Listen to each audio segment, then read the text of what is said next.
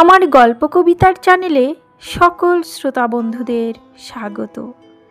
আশা করি সকলেই ভালো আছেন। আমি আবারও চলে এসেছি আপনাদের পছন্দের গল্প নিয়ে। আজকের গল্প বোন, কলমে বাবুরাম মণ্ডল। শুনতে থাকুন। শত দুঃখের মধ্যেও হাসি পেল। আমি যাচ্ছি রেগে মেগে স্বামী সংসার ফেলে চিরদিনের জন্য বাপের বাড়ি। প্রতিজ্ঞা করেছি আর ফিরব না, ডিভোর্স দেব, তাতে যা হয় হবে। আর আমার সামনে যিনি বসে, তিনি যাচ্ছেন গজগজ করতে করতে স্বামীর কাছে ফেরত। ভাসুর নাকি হুকুম করেছেন ফোনে, শাশুড়ি কান্নাকাটি করছে, শ্বশুর না খাওয়া ছেড়েছেন। আমরা দুজনেই শ্যামনগর থাকি। আমি ক্ষুদিরাম নগর আর উনি হাসিয়া। তবে এই বউটিকে আমি চিনি না, কোনোদিন দেখিনি, রাস্তাঘাটেও না। আমরা দুজনেই সমবয়সী। ওনার নাম পূর্ণিমা আর আমার নাম অদ্রিজা। আমাদের পরিচয় ট্রেনে। পূর্ণিমা কথায় কথায় বলল তার বাপের বাড়ি দ্বারকেশ্বর নদের পাড়ে ঘাসুয়া, আরামবাগ থেকে বাসে অনেকটা, ডঙ্গলের কাছাকাছি। পূর্ণিমাকে একাধিকবার জিজ্ঞেস করে দেখেছি বাপের বাড়ি যখন গেছিল তখন ঠিক কী কারণে হাজব্যান্ডের সঙ্গে মনোমালিন্য হয়েছিল, ঝগড়াঝাটি হয়েছিল, তাদের ডিভোর্স হয়েছিল কিনা, ছেলে মেয়ে আছে কিনা ইত্যাদি। পূর্ণিমা সব কথা মনোযোগ দিয়ে শুনে শুধু হাসে, বলে ভবিষ্যতে ডিভোর্স করার ইচ্ছা আছে। বর খুব অমনোযোগী, কিছু মনে রাখতে পারে না, দিনে অন্তত 15 বার চান করে, পৌষ মাসেও নাকি তার শরীর গরম থাকে। একই কথা 30 বার জিজ্ঞেস করে। দাদার হুকুমে চলে, কিছুতেই আলাদা হবে না, চিচকাদুনি ভাব আছে। পূর্ণিমা খুব ঝাঝালো মেয়ে। টিনের তরঙ্গ পেটালে যেমন আওয়াজ হয় ঠিক তেমন শব্দে কথা বলে। ট্রেনের ঝমঝম তার গলার কাছে নস্যি। বরের সব গুণ ব্যাখ্যা করে, অট্ট হাসিতে আমোদিত করে তুলল চারিদিক। এবার পূর্ণিমা হঠাৎ আমায় জিজ্ঞেস করে বসল, আমি কি কারণে বাপের বাড়ি যাচ্ছি? বর কি মাতাল, নেশাখোর, মহা ভ্যাসাদ? এবার কি বলি? আমি স্কুল শিক্ষিকা, বর ম্যাথের টিচার। সে বেচারি কথা বলে কম, সারাক্ষণ শেয়ার কেনাবেচা করে। দুটো মনের কথা বলতে গেলেই নিফটিতে কত বাড়ল, টাটা স্কাই এখন কি পজিশনে আছে তার ব্যাখ্যা দেবে, এসআইপিতে কত রিটার্ন দিচ্ছে তা শুনতে হবে। নিপাট কাঠখোট্টা, অসভ্য বা চরিত্রহীন নয়।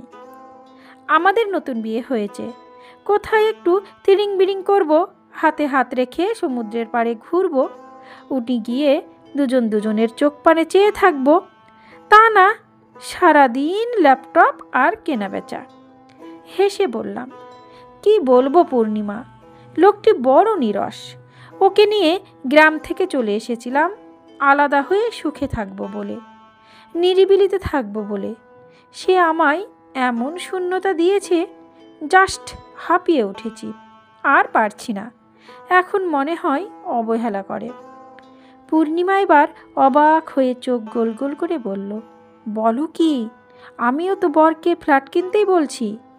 ক্ষুদিরামনগরে কত সস্তা ফ্ল্যাট, কিছুতেই কিনছে না।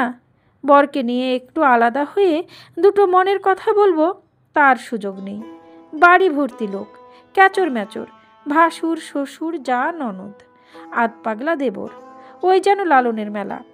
মাঝে মাঝে সন্ধ্যায় হরি সংকীর্তন, শাশুড়ির বান্ধবীদের হুল্লা। আর পারি না। তুমি তো তাহলে সুখেই আছো? পূর্ণিমার মুখে সুখের কথা শুনে অদ্রিজা হেসে ফেলল। তারপর বা হাত নাড়িয়ে চোখ মুছে বিস্ময় ফুটিয়ে বলল, ভাই, কিসে সুখ আর কিসে অসুখ আমরা সম্ভবত বুঝি না। তোমার যেটা অসুবিধা আমার সেটাই সুবিধা। তোমার যা পেলে সুখ, আমার সেটি পেলে মন খারাপ। কি করা যায় বলো তো? পূর্ণিমা এবার ট্রেনের কামরা ফাটিয়ে হাসল। তারপর অবাক করে দিয়ে বলল, আমার বাড়ি একবার আসো দেখবে, ক্যাচাল কাকে বলে। পূর্ণিমার কথা শুনে স্বাদ হলো ওদের যৌথ পরিবারটি একবার দেখার, ওর বরটাকে দেখার। শ্যামনগরেই যেহেতু আমাদের বাড়ি, সময় করে যাব একদিন, কথা দিলাম। কিন্তু কিছুতেই বুঝে পারলাম না পূর্ণিমার অসুবিধা কোথায়। ও তো ভালোই আছে, ভরা সংসার, চারিদিকে লোকজন, হইচই। যাগ্গে, চোখে না দেখলে বোঝা যাবে না আসল রহস্য। যা কোনো দিন করি না, তাই করলাম। অচেনা এক মেয়ের ফোন নম্বর চেয়ে নিলাম। কদিন পরই বাপের বাড়ি হাঁপিয়ে উঠলাম। মনে হচ্ছে সব আছে অথচ কিছু নেই। যা খাচ্ছি সব টোস্টলেস। আমি বাদে সবাই সুখী। মনে শরীরে কেমন একটা অস্থির ভাব, কি যেন না পাওয়ার একটা অদম্য অনুভূতি। একদিন বিকেলে ভাবলাম যাই হাসিয়া, পূর্ণিমাদের বাড়ি ঘুরে আসি, একটু অন্তত চেঞ্জ হোক, মনের অস্থিরতা যদি সামান্য কমে। পূর্ণিমাদের ভরা সংসার দেখে আসি। পেট্রোল পাম্পের পাশ দিয়ে কল্যাণী এক্সপ্রেস ওয়ে ক্রস করে অন্তত 2 কিলোমিটার গেলে পূর্ণিমাদের দোতলা বাড়ি। কয়েক বিঘে নিয়ে ওদের ভদ্রাসন, আম জাম কাঁঠাল বাঁশবাগান দিয়ে ঘেরা। এক পাশে একটি ছোট্ট পুকুর, 2টি বাচ্চা ছেলে ছিপ ফেলে এক দৃষ্টিতে চেয়ে আছে জলে। পুকুরের পাশ দিয়েই সিমেন্ট বাঁধানো বাড়ি ঢোকার রাস্তা। আমায় দেখে পূর্ণিমা হৈ হৈ করে উঠল। হেসে দৌড়ে এসে জড়িয়ে ধরে বলল, আমি ভাবতে পারিনি তুমি আসবে। আগে বলো তুমি আমার সই হবে, নইলে কথা বলবো না। এ তো ভারী অদ্ভুত মেয়ে, ট্রেনে একরকম, বাড়িতে আরেক রকম। এখন ওর সঙ্গে কথা বলতে গেলে আগে ওর বন্ধু হতে হবে। ভদ্রতার খাতিরে বললাম, ঠিক আছে তাই হলাম, চলো তোমার সংসার দেখি। পূর্ণিমা এবার আরও অবাক করে দিয়ে বলল, দাঁড়াও সই, এমনি এমনি হয় নাকি? তোমার জন্য শাখা কিনে রেখেছি, নতুন শাড়ি কিনে রেখেছি, আগে তোমায় পরাবো খাওয়াবো তারপরে। আমার ভারী লজ্জা করতে লাগলো। এমনিতেই আমি শাখা পরি না, চুড়িদার অথবা জিন্সে স্বচ্ছন্দ বোধ করি। তাছাড়া একদিনের পরিচয়ে আমার জন্য শাখা শাড়ি কিনে রাখবে, এটা অভাবনীয়, অকল্পনীয়, বাড়াবাড়িও বটে। আমি একটু রেগেই বললাম, এসব করতে গেলে কেন? পূর্ণিমা আবার খলখলে হাসি দিয়ে বলল, আমি কিনেছি নাকি? কিনেছে তো আমার বর। এবার আমি চোখ বড় বড় করে বললাম, তোমার বর মানে? তিনি আমায় চেনেন নাকি? চিনবে না কেন? তোমার কত গল্প করেছি, তুমি খুব ভালো তাও বলেছি। আমি অবাক, ট্রেনের সামান্য পরিচয়, এর মধ্যেই মেয়েটি ভালো মন্দের হিসেব করে ফেললে? নাকি যে সব কিছুর মধ্যেই ভালো দেখে সে সকলকেই ভালো বলে? আমি বিস্মিত হয়ে বললাম, তুমি তো আচ্ছা মেয়ে, চলো দেখি তোমার বরের সঙ্গে পরিচয় করি। মূল বাড়ির থেকে একটু দূরে একটি কাচারি ঘর। সে ঘরে আমরা দুজন যখন প্রবেশ করলাম, দেখি একজন চশমা চোখে খুব মনোযোগ দিয়ে এক গাদা কাগজ নাড়াঘাটা করছেন।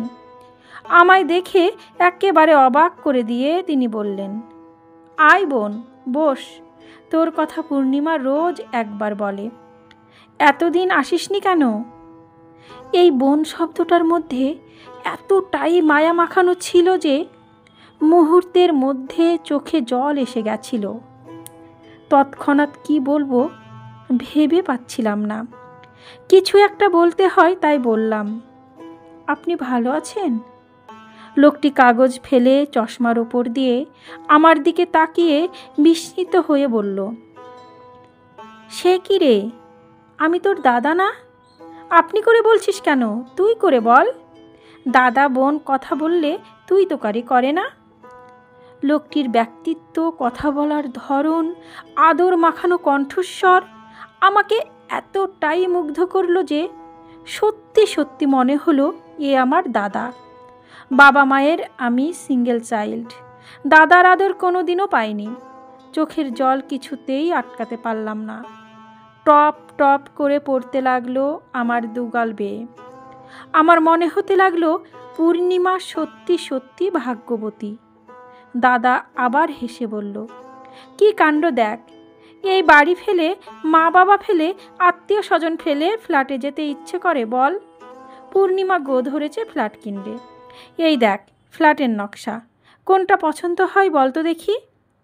এই সময় পূর্ণিমা দৌড়ে গিয়ে কাগজটি ছো মেরে হাতে নিয়ে বলল, কই দেখি দেখি, সত্যি ফ্ল্যাট কিনবে? পূর্ণিমার উৎসাহ দেখে খুব ভালো লাগছিল, কিন্তু নিজের অভিজ্ঞতার সাথে মিশিয়ে মন চাইছিল বারবার বলতে, খবরদার যেন ফ্ল্যাট না কেনে, আলাদা না হয়। কিছু বলতে না পেরে চুপ করে গেলাম। ফ্ল্যাটের প্ল্যান দেখাবে বলে পূর্ণিমা এবার আমার দিকে তাকিয়ে অবাক হয়ে বলল, কি হলো সই, তোমার চোখে জল? নিজেকে আর ঠিক রাখতে না পেরে পূর্ণিমাকে জড়িয়ে ধরে কেঁদে ফেলে বারবার বললাম, এমন বাড়িঘর সংসার আত্মীয় স্বজন ফেলে তুমি ফ্ল্যাট কিনো না, আলাদা হয়ে ফাঁকা ফ্ল্যাটে যেও না। আমার কথা রাখো সই, তুমি জানো না একাকিত্ব কি ভয়ঙ্কর। আমি যে ভুল করেছি তুমি সে ভুল করো না। মানুষ মানুষের সঙ্গে না মিশলে হিংস্র হয়ে ওঠে, ভয়ঙ্কর হয়ে ওঠে। বলো তোমরা ফ্ল্যাট কিনবে না? পূর্ণিমা দুবাহু দিয়ে আমায় জড়িয়ে ধরেছে, কেঁদে ফেলেছে। অনেকক্ষণ পর ধীরে ধীরে আমায় ছেড়ে দু চোখ মুছে হেসে মাথা নিচু করে বলল, তাহলে তুই আমার বোন হবি বল? আমি আর একবার দুহাত বাড়িয়ে দিতেই পূর্ণিমা ঝাঁপিয়ে পড়ে আমার বুকে মুখ লুকিয়ে রইল, যেন একটি নিষ্পাপ শিশু আমার বুকে, একটা পবিত্র ফুল। সমাপ্ত। গল্প বোন, কলমে বাবুরাম মণ্ডল, কণ্ঠে আমি রোজি। আমার গল্প পাঠ যদি আপনাদের ভালো লেগে থাকে তাহলে চ্যানেলটি সাবস্ক্রাইব করে পাশে থাকবেন।